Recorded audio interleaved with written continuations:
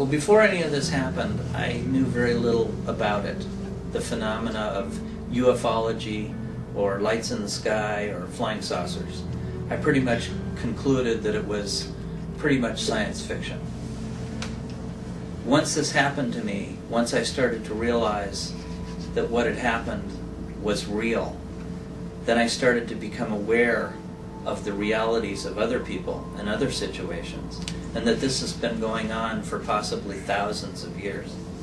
But we just never recognized it clearly. Today's deep dive is on the 1996 encounter between Dr. Jonathan Reed, a black craft, and a non-human intelligence that killed his dog. Now, there's footage and photographs of everything, and that's what's so compelling about this story. And some of it you may have seen before, but I've done my best to try and upscale everything so we can get a better look at what Dr. Reed saw that day. Now, I've also found an old interview, which we just saw a little bit of then, where Dr. Reed recounts the story himself. And I have to say that when I initially saw this footage and the first time I'd heard about this case, dismissing it felt like the easiest and logical option to take, right? But after doing this deep dive and watching Dr. Reed tell the story himself, my mind has begun to change about this a lot. Now, not only that, but the amount of parallels and the similarities to this alien being and its craft that have since shown up in many other cases to this day around the world is insane. There are so many dots to connect, and that's what I like doing most, and that's what we're going to be doing today. And the craziest part is that so many facets of this story connect to something that we've looked at on this channel a few times before. And that's what I'm most excited to show you. But we're going to be doing that at the end. So we're going to go over the encounter. We're going to listen to Dr. Jonathan Reed tell the story. We're going to stop off along the way, connect a few dots, draw a few parallels to some things. But then at the end, we're going to look at how it all connects together and, you know, maybe answer one of the biggest questions in ufology. But ultimately, you guys can make up your own mind. By the way, my name is Josh. Welcome to Polarity. If you enjoy the weird and strange, please subscribe because that's exactly what we do here. Now, just quickly, I also have to thank the Polarity research team for today's video. This case was suggested by you guys in the community, then myself and some of the researchers pulled together the information. So a special shout out to LW, Mark, and Jared for helping me round up all the info for this one. If you'd like to get involved in choosing what we actually cover on the channel, make sure you join our Discord from the link below because that's where all the magic happens. So first of all, let's get straight into it. Let's get a little bit of context though, okay? So who is Dr. Jonathan Reed? Dr. Reed was a practicing psychologist based in the northwest of North America before this all happened, right? He was very well respected professionally. He enjoyed spending time outdoors, but by his own words, all of this essentially just vanished and changed overnight after the following story. Now, this all took place in a pretty remote area called Snoqualmie Pass. I think I said that right. Snoqualmie Pass. So this is a little remote area in Washington State, not too far away from the border of Seattle. And this place is not very populated, but it is a place that Dr. Reed would go to fairly regularly for walks with his 7-year-old golden retriever named Susie. And because this was so remote, he would let Susie off the lead and she would just kind of run ahead and they would just go on these sort of long hikes together. And as dogs do, regularly going and chasing animals. But on this day, Susie kind of ran up ahead. She started barking. This wasn't abnormal. You know, dogs do that when they're chasing things. But I think we all know when our dogs' barks begin to sound different, whether they're stressed, in pain, or scared. You can tell when a dog isn't just barking normally. And from what Dr. Jonathan Reed said, this is definitely one of those times. And it was just chaos sounding. I mean, it wasn't just one or two, it was just almost nonstop. So, like I said, she was totally out of sight. I wanted to help if I could, or detangle her if she was involved with some other kind of animal. There are wildcats, there are small bears and raccoons that all can threaten a dog. So I wanted to try to find her, so I went and kept running toward the sound, where I actually heard this yelping sound. And I got where I still couldn't see her through the brush, because there's a very dense underbrush in this area, in this forest. But I could hear that I was close. I was probably within 50 to 75 feet of her. And I dropped my backpack that I had, and I picked up a branch that happened to be laying on the ground that was about 6 or 7 feet long and about the width of a baseball bat. And I thought I can at least defend her off of some, animal that she's obviously engaged with. But I couldn't hear any other sounds of any other animals, but I just heard her barking and yelping, like she was either being bitten or threatened. So I ran toward the sound, and I kind of ran down a hill and over a little rise, and just as I went over the next rise, I found myself face to face with this creature, this small, childlike in size creature, that at the moment, because of the darkness of the canopy, the tree canopy, I couldn't make out all of the features. I could see that it was dark, almost black in color, shaded. It had a head, it had 2 arms, 2 legs, and a torso, and my dog seemed to be attached to it, like it had bitten the arm of this creature. But the second I saw this creature grab my dog, which was attached to her arm, and start throwing my dog over its head like it weighed nothing. Well, my dog weighed 100 pounds. It was a golden retriever, 7-year-old golden retriever. It's a big dog.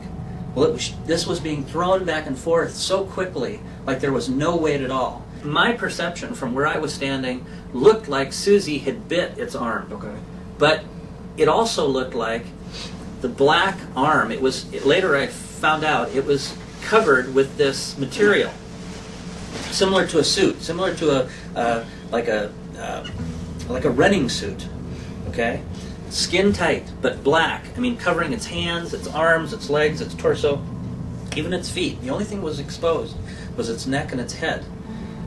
But at the moment that I first saw this, the only thing I saw was the action of this.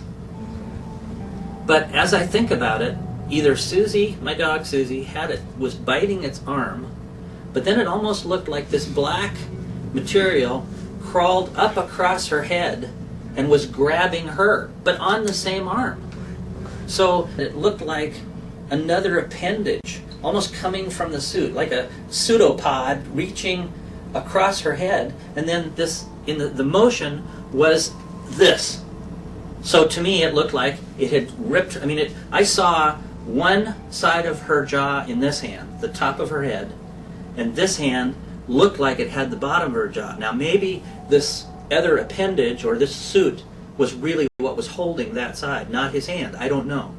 And the second I even got that in my mind, it stopped. The thing looked at me, kind of made this hissy scream, and then literally ripped my dog's head apart at the jaw, tearing her head right in half, and her body and blood and tissue flowing all over her body and onto the ground. And at that moment, as the motion of pulling that apart happened, something else was going on at the same time. Something like the color of her coat, the color of her skin, seemed to be changing, seemed to be almost like the color was starting to marbleize or move in the same moment, almost like it was starting to swirl like a turbulence in the water when you see water moving, almost like it was flowing into the ground. And her body literally started to implode into this blackness, into this darker space, which made no sense. And I know even explaining this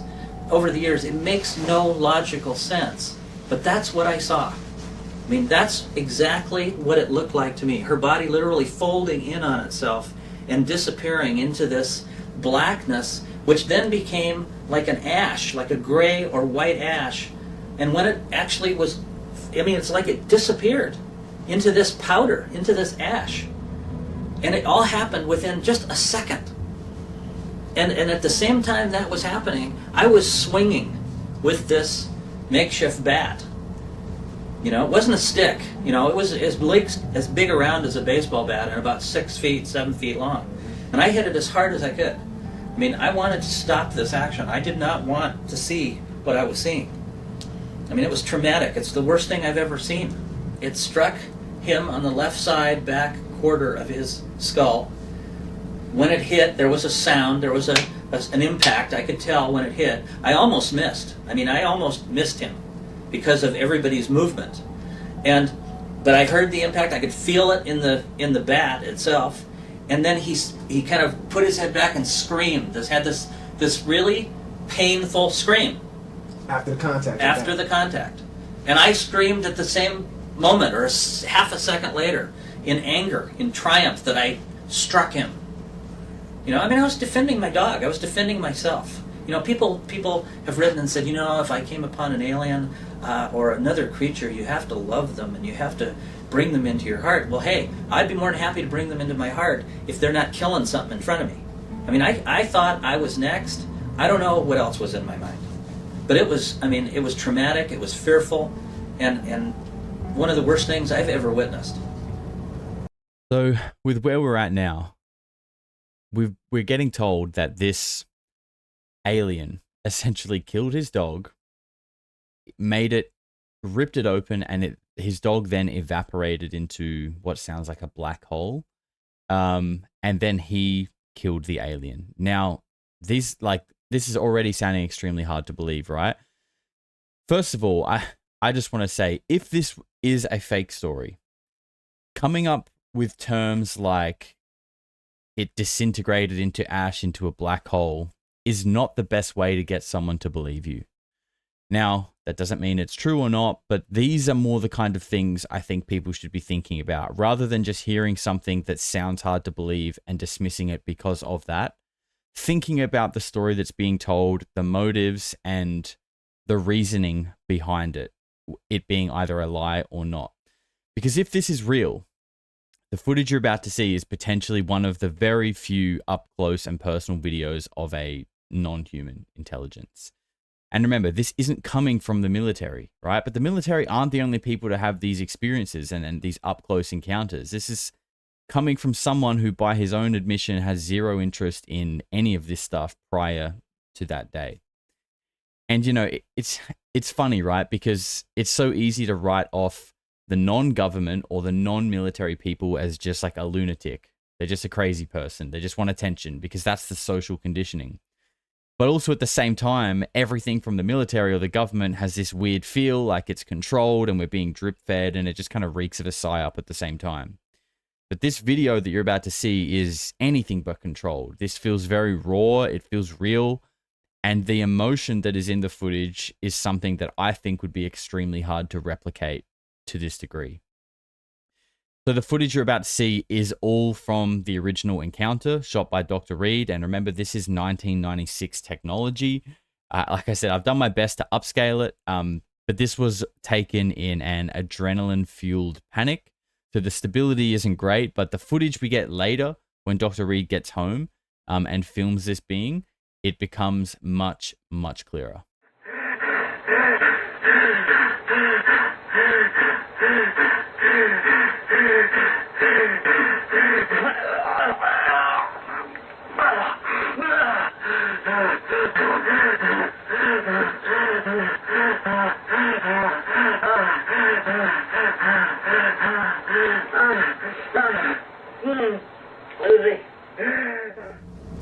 When I hit it, it fell to the ground and screamed as it started to fall. And I screamed too.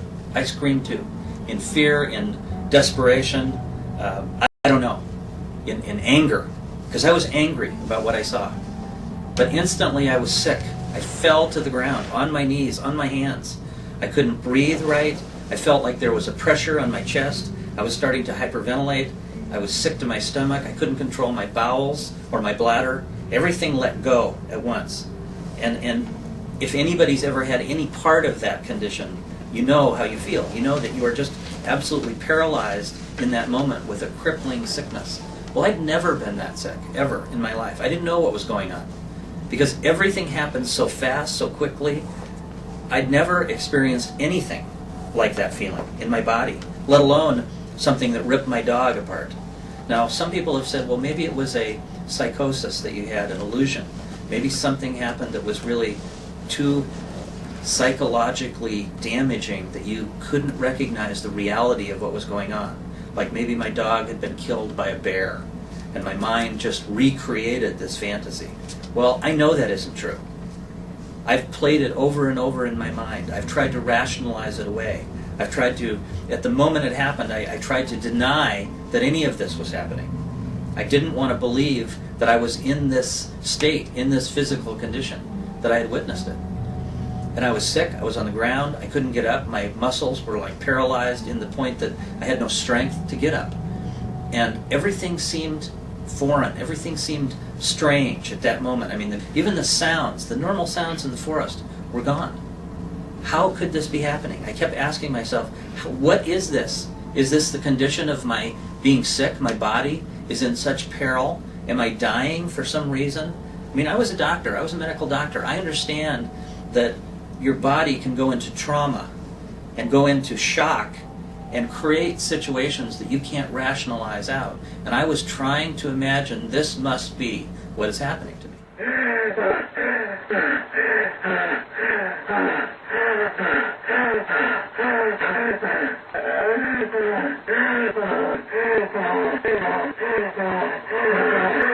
This actually must be what is happening.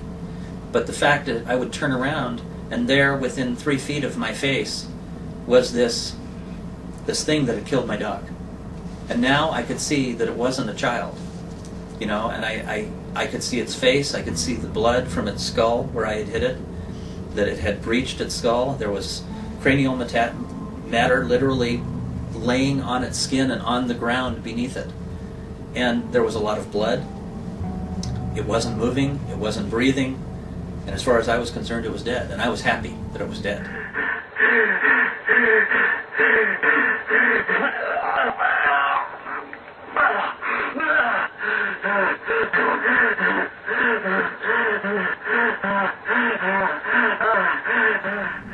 But I was still in this peril of health. I just couldn't stop hyperventilating. And I knew that unless I slowed my breathing down, I would go into shock. So I tried to control my breathing. I actually tried to force myself to calm down, but as soon as I would do that, my mind would jump ahead and I'd start breathing again, really, really hard, because I thought I was dying. I mean, that's what my mind was telling me. My body is in crisis. But I heard this other sound, and I thought, oh, it's somebody, it's another person. It's a hiker, you know, and maybe they can help me, because I really needed help. So I tried to stand up, and I'd fall back down. I tried to walk a few steps, I'd fall back down, and I'd crawl. And I could hear this sound, this ebbing, kind of wavering harmonic tone, and I thought, well, maybe it's somebody with a radio, you know, like a boombox, you know, like somebody's got some CDs playing. And I kept listening, and I kept searching with my eyes and my ears to where that sound was coming from, and I couldn't see anybody. The way he recounts those moments just feels so visceral. Like when he says he struck this alien and it screamed and he screamed as well, like that just feels like in that moment of like extreme fear and like that reactive aggression to strike something, to also yell and scream, I think is such a real primal instinctual behavior that would most people would do, that I think is hard, you know, that people, that's just a very particular detail to be included that for me, it helps sell the story. But it's not even just that. Like, I don't know, hopefully you haven't, but I don't know if many people have had times where you genuinely thought you might die, or you like genuinely you thought you could be about to die. Hopefully you haven't. But the way he speaks about it really resonated with me, because it is a fight or flight response turned up to the absolute maximum. And it's not fight as in combat. It's like fighting for every moment. You like everything is just thinking about how do I get through the next few seconds, right? It's just an adrenaline surge that means everything in your being is putting power into processing how can I stay alive for the next few moments. It's the way he explains some of this stuff is what is really telling for me. It's the human aspect of it. It's the feeling I get when I listen to him and I watch him retell this story. And then I kind of saw through the brush, through the bushes, what looked like a little bit of a mirage. That's where the heat actually bends the light a little bit. But that was kind of strange because there was such a dense tree canopy in this area that really didn't make any sense either. But nevertheless, it was there. It was happening, and I saw it. And it was the only thing that was moving. So I thought, well, maybe it's a person behind the tree. Maybe I'm just not seeing it clearly because I had fallen down so many times. Maybe I'd hit my head. I didn't know. So I just pushed myself to go to that spot and broke through some more brush and kind of fell down into a little ravine and caught myself before I actually hit the ground. And I realized I was touching something that didn't belong in the forest. It was a big black wedge-shaped thing.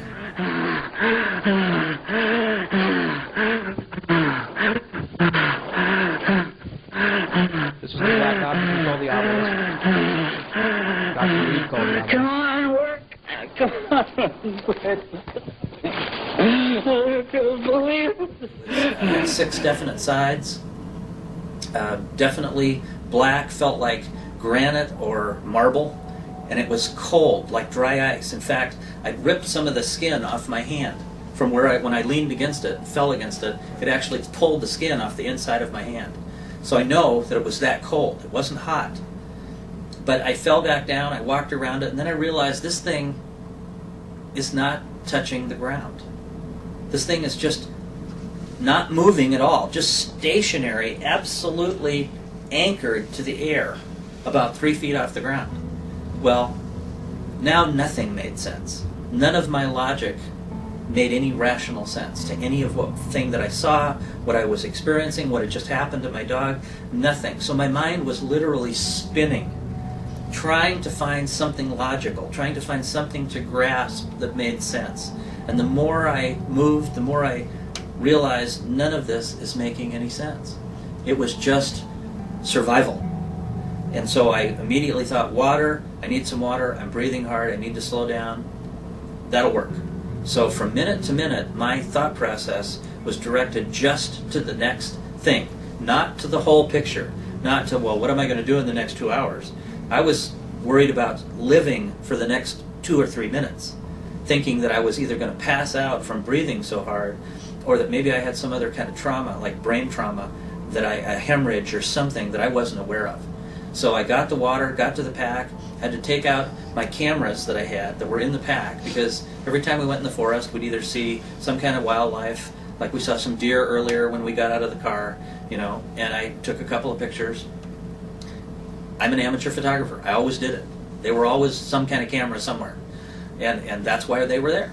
And I took those out of my pack because my water canteen was in the bottom. So I had to remove them to get to the water. So all along, I'm just thinking about the water.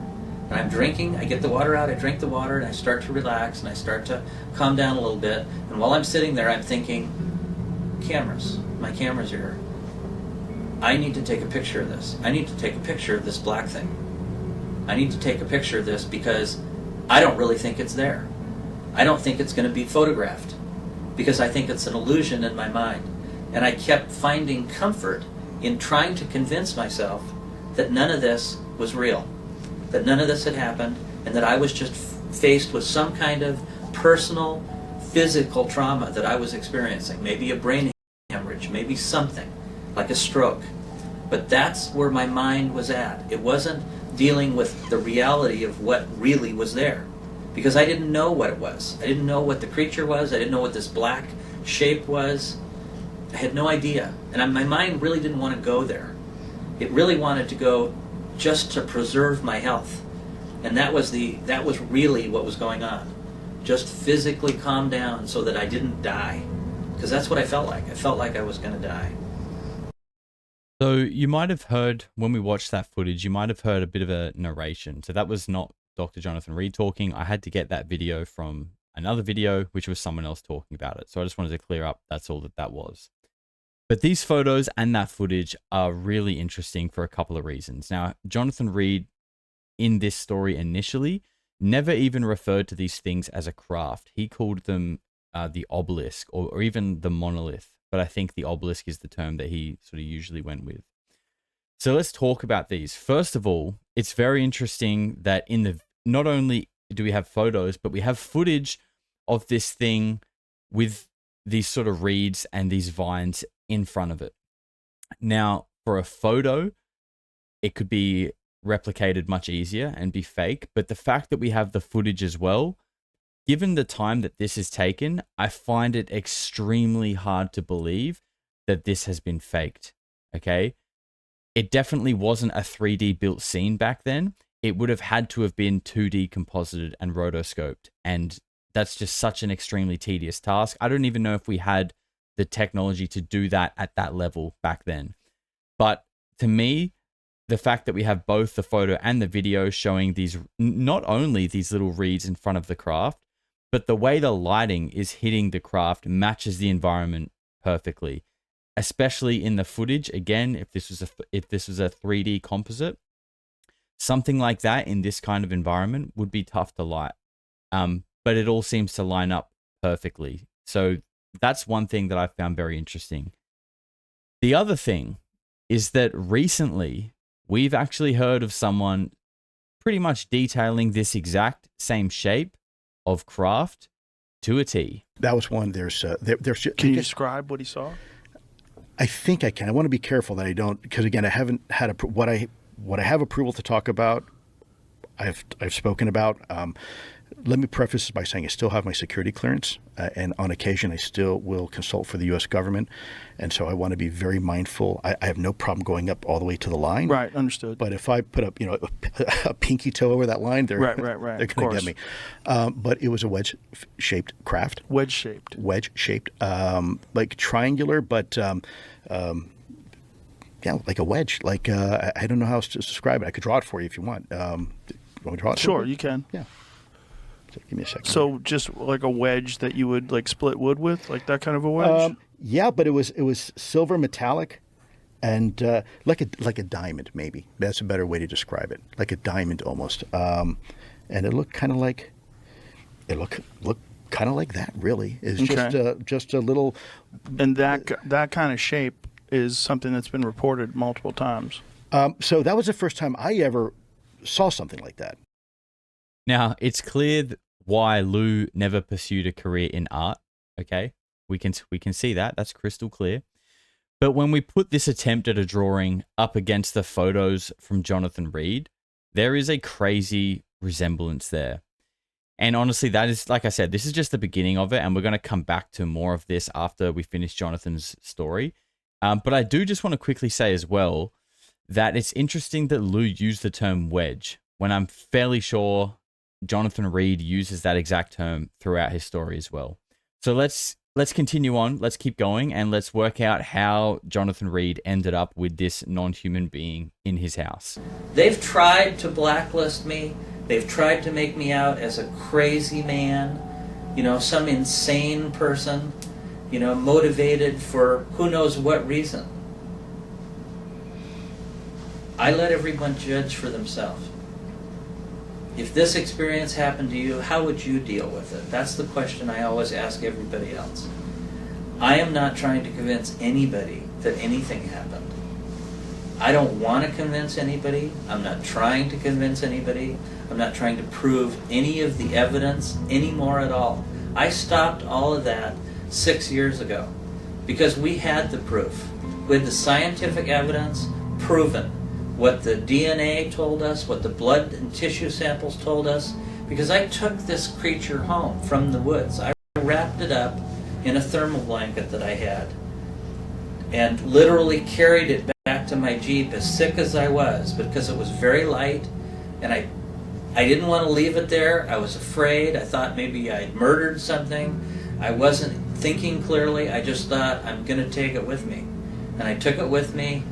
I drove home, and I put it in my freezer in my garage because it was a piece of meat. It was literally a dead animal, and I didn't know how else to preserve it. And many things went through my mind. It wasn't just the clear thought of, I'm bringing this to the world. Probably the biggest thought is, I want to bury this, and I don't want to talk to anybody about it.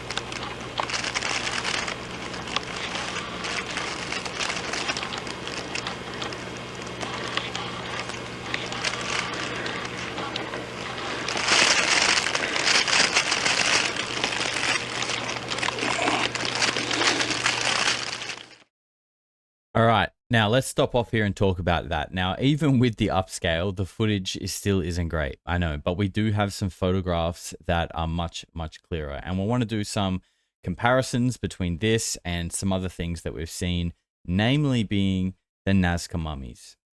So what you can see here on the left-hand side is obviously Dr. Jonathan Reed's alien that killed his dog.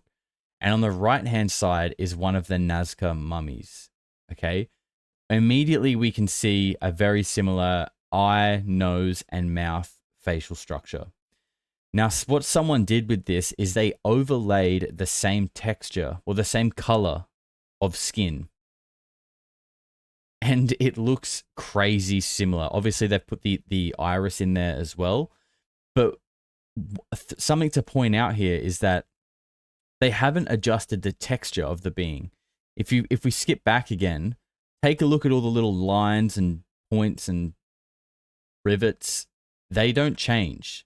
What you're actually seeing is just the color change. And that's the kind of similarity that we're getting. It's very interesting. But that's not it, right? One of the key things here are these ear holes, these little tiny ear holes. And, you know, in all of these encounters, even if we go back to Jason Sands recently on Joe Rogan talking about this blue being that looked like it had no ears, this no ear thing is very common. And we see that in Jonathan Reed's encounter, in the Nazca mummies. And then funnily enough, we also see it in the being which looks extremely similar to both of them from Close Encounters of the Third Kind, which was filmed in the 70s. So what's interesting about that as well, just quickly, is that obviously that Close Encounters Spielberg movie that was made in the 70s, which a lot of people feel like was kind of preparing the public for some sort of soft disclosure in preparation for a full disclosure, which never eventuated. And then now when we look at today's landscape, we have what feels like a disclosure coming, and we have Steven Spielberg making a new, highly anticipated movie called Disclosure. It's very interesting, right? But hey, it could all just be a coincidence. Well, when I first drove home, you know, on the ride home, I'd been getting sick. I stopped at a few places to get out of the car, to throw up, to try to see if there was somebody at a ranger station. There wasn't anybody there, and I continued to drive home. All I could think of is go home. I was so sick, I wanted to get home. I wanted to find something that was comfortable, something that was familiar. And all of a sudden I ended up in my carport. I mean, I felt like, boom, I'm there in literally no time, but it had to have taken about an hour to drive back from where this had happened. I had the body wrapped up in this thermal blanket in the back of my Jeep, and I realized that, you know, as I sat in my car, in my carport, I realized that the body is there. I could see it in the rearview mirror. And my dog was no longer in my car. And so what my mind created in that moment was the illusion that I literally told myself, oh, my dog died. I must have wrapped her body up in the thermal blanket, which I can see in the rearview mirror, and I brought her home. And for a moment, that gave me comfort. That made sense. Because I didn't have to think about all these other things that I couldn't wrap my mind around. And I was striving and looking and grasping at anything I could to feel better. So I literally took this thermal blanket, this body wrapped up in this thermal blanket, which was relatively small and very, very light, and picked it up, walked from my carport over to my garage, opened the door, which inside my garage was a large box freezer. Some people say it's a coffin freezer. Well, it was an older freezer. Somebody had given it to me. It had hardly any food in it. It had some frozen food in it. I lifted that tray of frozen food out, set it on the ground, and I put the body in it. Why did I do that? I didn't want to look at it. Did I want to preserve it for mankind? No, that was never a thought, ever. I just thought, it's a dead body, it's my dog, I'm going to put it in here until I can bury it. And then I'm going to go in the house and take a shower, because I was covered with my own problems, you know, from urinating, from having diarrhea, from sweating, from throwing up. I was a mess. And I was still sick. I was still really, really sick. And I felt dehydrated, terribly dehydrated. And like I'd been run on a marathon. I mean, I was just wasted, tired. So I went in the house. I closed the door of the garage. I went in the house. The door didn't even lock to the garage. But I just closed it, went in the house, and tried to get it out of my mind. Drank some water, stood at my kitchen sink, just in a blank stare for I don't know how long. Went and stood in the shower with all my clothes on, and took my clothes off because I was sick. Laid down for a while. Felt terrible laying down. Sat back up.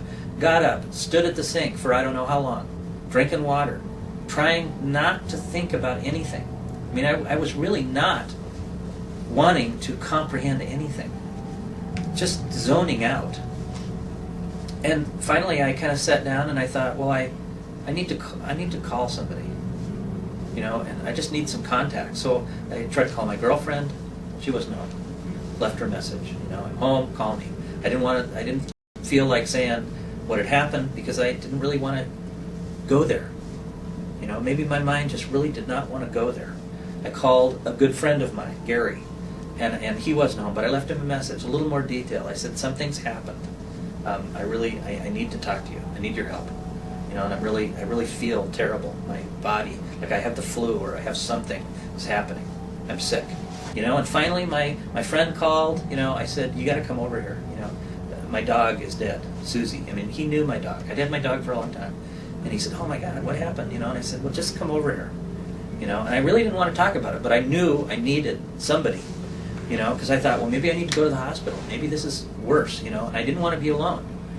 And so, he finally came over and he said, what's going on? And I didn't really want to tell him, and he kind of said, well, I'll get you some water. Do you need food? Do you need to go to the hospital? And at that point I was saying, I don't know. I just want to sit here. And finally, he literally said, well, what happened to Susie? And I said, well, she's dead. Something killed her. And I don't know. I don't know what it was. I didn't even know. I had no idea. And he says, well, what do you mean? An animal killed her? Did she get hit by a car? And I said, no, she didn't get hit by a car. Something killed her. And I said, and I think I killed it. I killed it, trying to defend her. And he said, well, was it a bear? Was it a wildcat? And I didn't say anything for a long time. I didn't know what to say. I didn't know if it was human or some kind of human. I didn't want to put my mind there. And I felt bad. I felt like I had done something wrong just in killing something. I'm not a hunter. I'm not a sportsman who goes out and kills animals. Okay? So I felt bad, not only for my dog, which I love dearly, like a member of my family, but I felt bad for what I did. And so little by little I said, well, Gary, something happened. And he said, well, what? And I started to explain it, not in a linear fashion, but all kind of jumbled up. And I said, well, I took a video of where it was. And I literally showed him the video. And he plugged it in, he turned it on my TV, in my living room, and I didn't even want to watch it. I didn't want to see it. And I said, I don't think there's anything there. I said, I think maybe I've had a stroke. And I actually went out, stood in front of the kitchen sink, and just drank water, and stood there staring out into the backyard, toward my garage, while he watched it. And he finally came back in and he said, oh my God, what, how, when? And he wanted all these questions answered, and I just said, no, I can't go there. I can't talk about this. I mean, it's hard for me to talk about it now. It's 13 years later, because it ripped at the very fabric of what my foundation of my human life was about. And it's the closest thing I can resemble my feeling to is post-traumatic stress. And many people, many other psychologists, psychiatrists have said that is exactly what's happened to you. And that you are dealing with this trauma that happened so intensely in your life that it tore at your very core and has left this scar. And that's why it is emotional. That's why it is so hard for me. We hear the word ontological shock thrown around a lot in this space now. And I think what you're hearing Dr. Reid describe is that in detail. People find it easy and comforting to just dismiss this story out of hand because it is like so insane. the dog dissolving into a black hole, an alien killing it, being in his home, like on camera.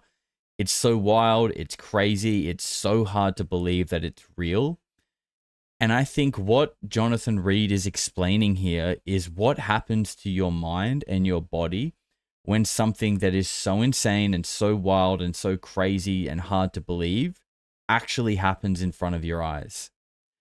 Your legs give out, like he said, you're hyperventilating to the point of like going into shock. Your bowels go, your bladder goes. Like when people get frightened, where do you think the saying, "I shit myself" came from? Because that's what happens. Like that's real. And I believe what he is describing is himself going through this ontological shock. And what you can hear in the footage that we looked at earlier is him in ontological shock.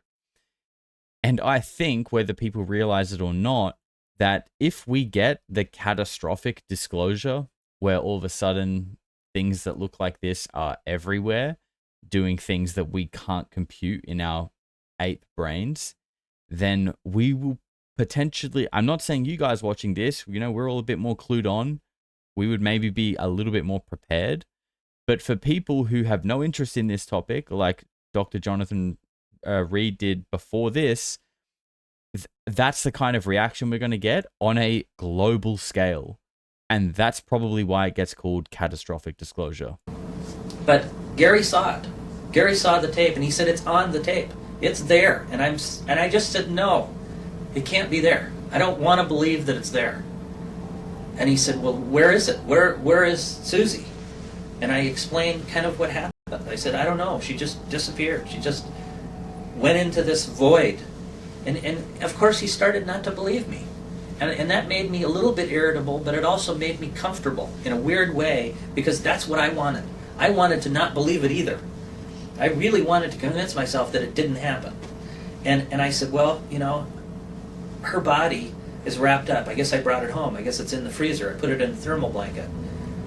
And I literally went out to the garage by myself and unwrapped it and looked, and it wasn't my dog. It was this little creature. And then Gary finally saw it, face to face, with me, in my garage, laying on the garage floor at first, unwrapping this thermal blanket, seeing the body, and the wound in its head, and the blood, laying there, and saying, and he was the first one to say, this isn't human. This is something else. And I didn't want to believe it. I didn't want to go there. I didn't want to believe it was human either. But I just didn't want my mind to go back to that space that was so traumatic. I just didn't want to accept it. So literally, for the first day, I walked away. I just walked away in this numb state and stayed in my house. He was the one who said, well, this has got to be what people call an extraterrestrial or extra-dimensional. You know, it's human-like. It has hands, it has legs, it has a torso, it has one head, it has two big eyes, a mouth. And over that 9 days, we'd take the body out, we'd put it on a table, we'd display it, we photographed it, we took samples of its blood, of its tissue, of the cranial matter that was totally exposed. We had DNA done, DNA analysis done by some of the head pathologists of the University of Washington Medical School. And I believe that because they helped me, some of them are dead. They all came to a situation where 1 or 2 or 3 of my friends started being either beat up or killed or everything in between.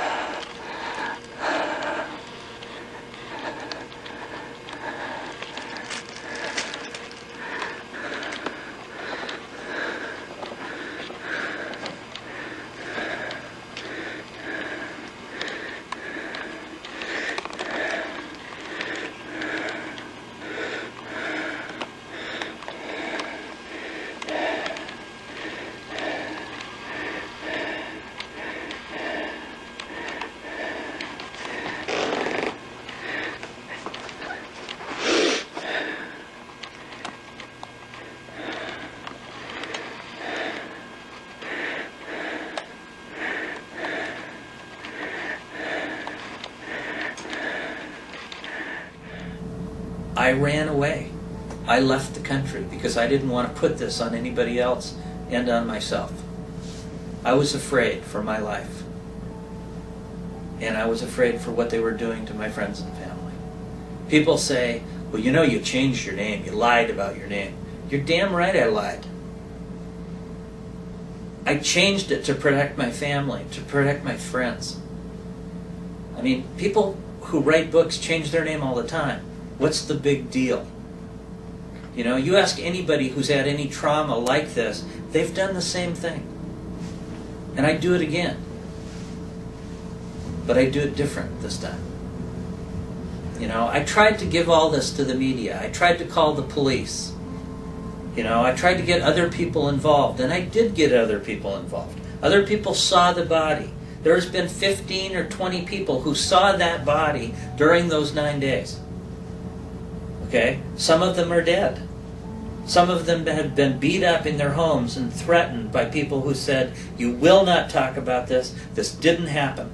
And if you do, we will come and take away your life, your career, your job, everything. Well, that's what happened to me.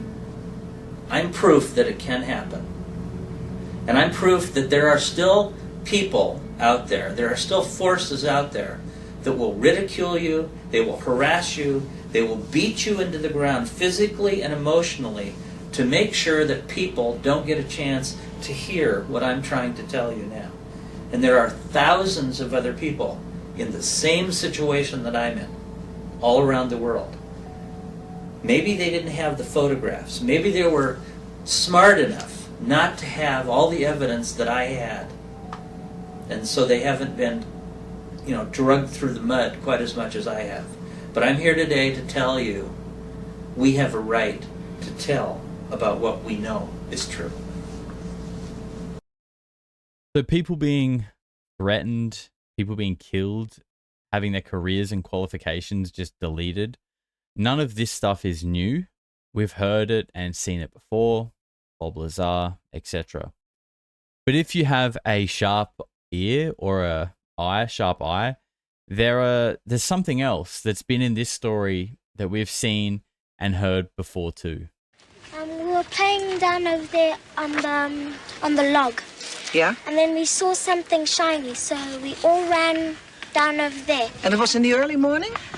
It was at break time. Yeah? And then we saw something shiny. And we saw two people. They were in tight black suit. And they had big eyes. And we didn't actually see their nose, but it was quite small. And their mouth was quite small as well. 2 years prior to Jonathan Reed's encounter in 1994, at a primary school in Rua, Zimbabwe, there was a sighting with over 60 school children who all saw the same thing. These are some of their drawings from what they saw.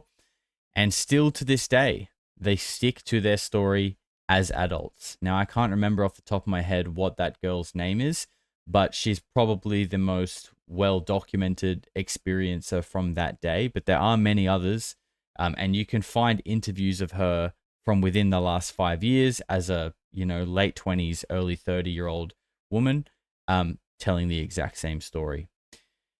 And when we look at their drawings, there are similarities. Small beings, tight black suits, big eyes, small nose, small mouth.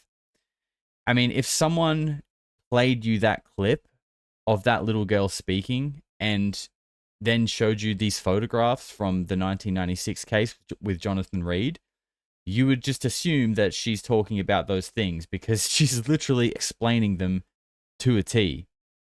And this is 2 years prior. Now, that's not the only thing. The very same year, I'm sure we've all seen the Moment of Contact movie by James Fox, the very same year as this encounter with Jonathan Reed in Varginha, Brazil, the US military got involved, everyone got involved when 3 young girls claimed to have seen a small being with a skin color that basically matches these photos like almost to a T.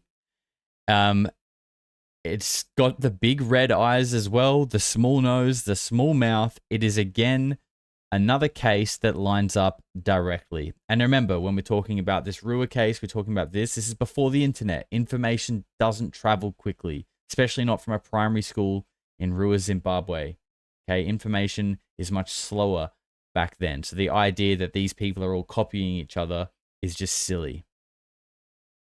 So the similarities between Dr. Reed's encounter, the children of Rua, Zimbabwe, Virginia, Brazil, that like they are undeniable. And of course, we mix in these Nazca mummies that people have found. And then the fact that Steven Spielberg seems to have nailed this whole look like 25 years before any of this came out. Okay, Close Encounters of the Third Kind, that's the one you can see right in the middle. You know, the small head, the small nose and jaw, the big eyes, the little ear pockets. All of these details were there in the 70s. I think people need to maybe start to wake up a little bit and realize that there is at least something to this. Not everything is a coincidence, okay? But wait, there's more. You guys might remember an older video of mine where I covered a story from locals in Peru who believed that these short beings that you can see photographed here have essentially lived there alongside them for a long, long time. I mean, to the locals that we went through in this video, these beings are just sort of common knowledge. It's not an exciting fact. It just is. These things live there. And these photographs were part of a witness testimony, which you can watch in full from the video in the thumbnail that you can see on the bottom right there. There's a lot going on in Peru, and it honestly doesn't get talked about enough. This story involves orbs, these short gray beings, Americans showing up in black suits, and of course, many of the witnesses to that story have since died under mysterious circumstances. And, you know, it leads to one of the biggest questions in, I guess, ufology. Why is it always America? Other countries around the world, Japan, in Europe, many places in Europe, all support the reality of extraterrestrial or extra-dimensional life in the universe. The biggest deterrent for this information is what lies in the United States. And I ask the same question. I say, why? Why is it that the greatest country in the world, who has the greatest economy, who has been the strongest country, and on the forefront of technology, why within the United States and the United States government do we not only not talk about it or accept it, but we find every way we can to dismiss it, discredit those who ever talk about it, or make them all out to be fools? Why is that? And these are the questions I keep asking. I don't have those answers. I have a lot of speculations that other people have told me, and they go from one end of the gamut to the other. I mean, everything from conspiracy theories to the fact that some people think the United States government is in cahoots, in cooperation with extraterrestrial life of one race or another. I don't have those answers. I know what's happened to me, I know what's continued to happen to me, and I know that within the United States there is a military-type apparatus designed to squash, to humiliate, to harass, and or silence permanently people who talk and have absolute evidence. And I am probably the best example I can give of that. That's a wild clip, and I think that's worth people going back and even listening to twice, because as outrageous as it is to suggest, more and more each day it begins to feel like somewhere along the line, some kind of deal was struck between America and extraterrestrials, perhaps for technology, for world power.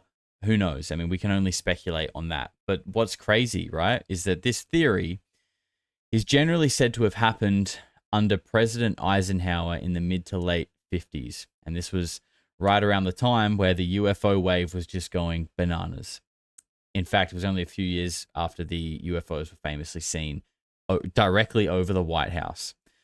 But what's wild is that either nobody knows about this or seems to care about it, is that 5-star general, former President Dwight Eisenhower, his great-granddaughter, Laura Eisenhower, completely supports this theory. The fact that Eisenhower made a deal with extraterrestrials. This is completely supported by his great-granddaughter, Laura. Now, that doesn't mean it's true, but given the current landscape and the things that are in the conversation and the way the world is, might be worth considering. Laura also does talk about things like secret space programs and a bunch of other things that would be kind of hard for the average person to believe. But the average person also thinks Love Island and football is the pinnacle of society. So who really gives a fuck what they say? Anyway, why does this all matter? How does this all tie together? Well, on the theme of secret space programs, let's take yet another look at one of the most wild Air Force badges there is. The Air Force's Special Programs Division, the Impossible on Demand and Miracles by Appointment. We've looked at this before. This is a real badge. It's on the United States Air Force website. And we've picked this badge apart a little bit before because, you know, the reason why I wanted to pull it in today is because through this video, and I'm sure you can probably already start to make some connections yourself, we have some tangible evidence and things that we can be putting side by side with this. Like I said, if you're on the ball, you've probably already seen it. Let's start with the obvious one, okay? Wedge-shaped craft.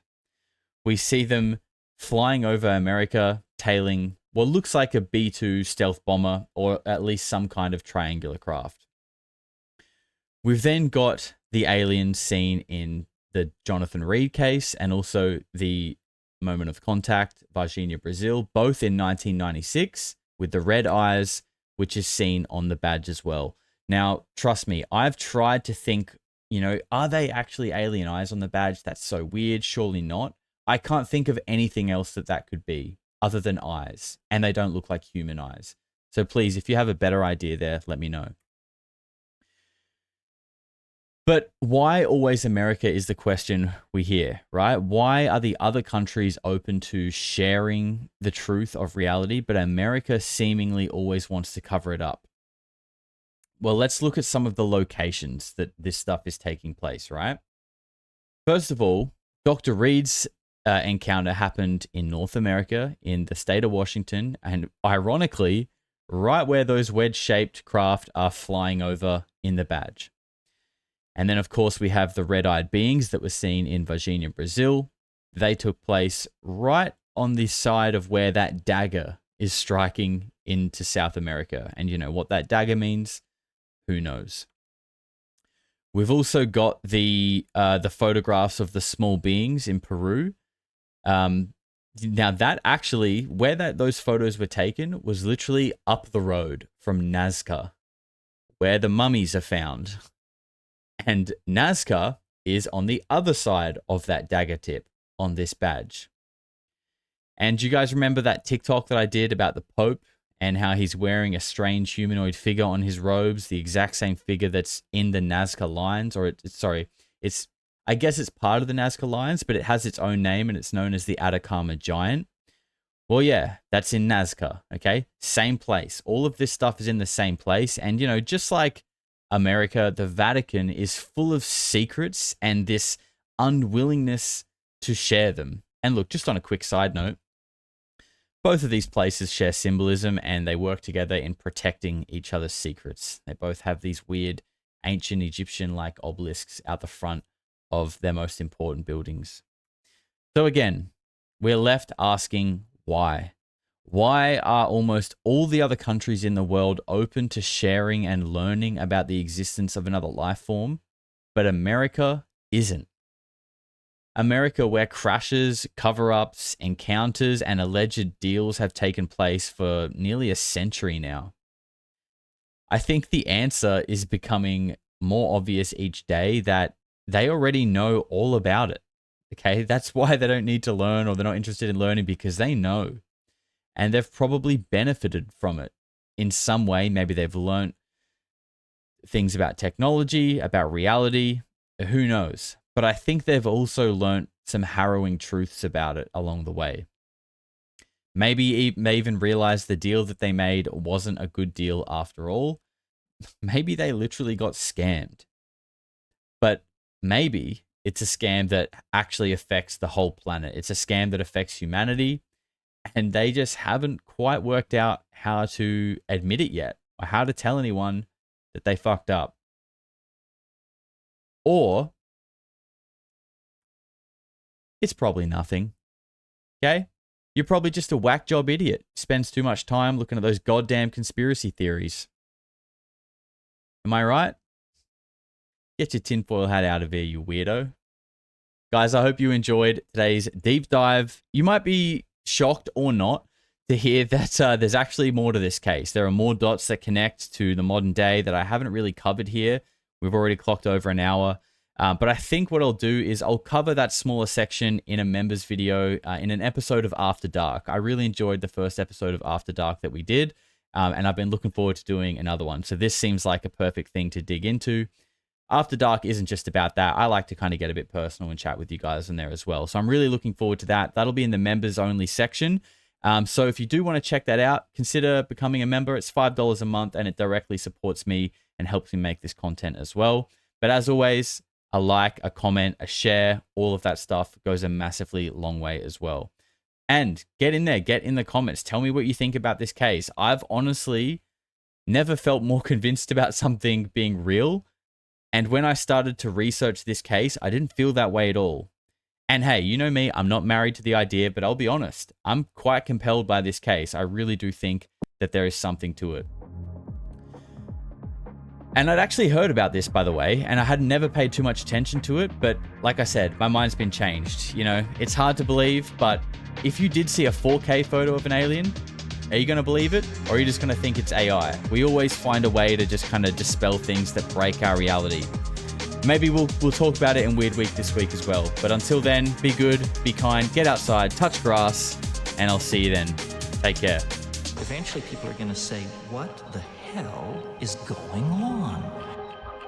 No matter how far you go into the dark, when you flip, you go exactly the same place to the light in our galaxy. Everything. Because everything is in balance. Everything is a polarity. I think it's just going to get weirder and weirder and weirder, and finally it's going to be so weird that people are going to have